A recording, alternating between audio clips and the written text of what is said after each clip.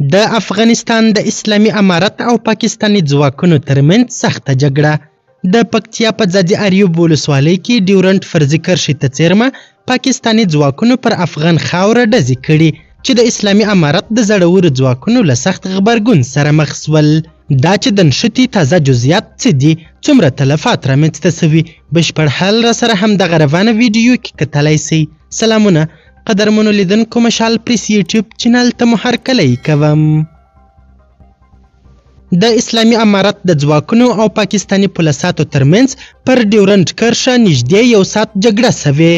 په پاکستان کې یو شمېر امنیتي سرچینو افغانستان انټرنیشنل ته ویلي چې د ډیورنټ پر کرښه د اسلامي امارت او پاکستاني پولیساتو ځواکونو ترمنځ نږدې 1 ساعت نښته سوې ده. په پکتیا کې یو شمېر سیمه ییزو سرچینو افغانستان انټرنیشنل پښتو ته تایید کړی چې د پکتیا د ځاځي اریوب ولسوالۍ د سپینې شګې په سیمه کې د اسلامي امارت د ځواکونو او پاکستان ترمنځ جګړه سوې ده.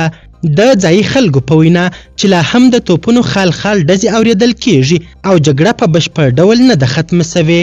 یو قومي مشر د نوم نښودلو په شرط وویل چې په ماڼه جبه سیمه کې لا هم جګړه روانه ده. هغه زیاته کړه لومړی نښته د پاکستان لخوا شروع سوه او ورپسې د اسلامي امارت ځواکونو هم شروع کړه. تر اوسه اسلامي امارت په رسمي ډول په دې اړه رسنیو ته څه نه دي ویلي.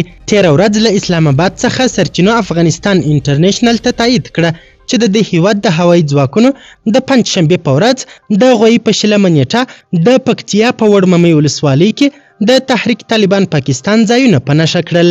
په ورته وخت کې سرچینې وایي چې پاکستاني توغندي په پکتیکا کې پر هدفونو لګېدلې دي. د پاکستان د دغه برید په اړه تر اوسه اسلامي امارت کوم غبرګون نه دی ښودلی. قدرمنو لیدونکو، د ویډیو له کتلو مو نړۍ مننه.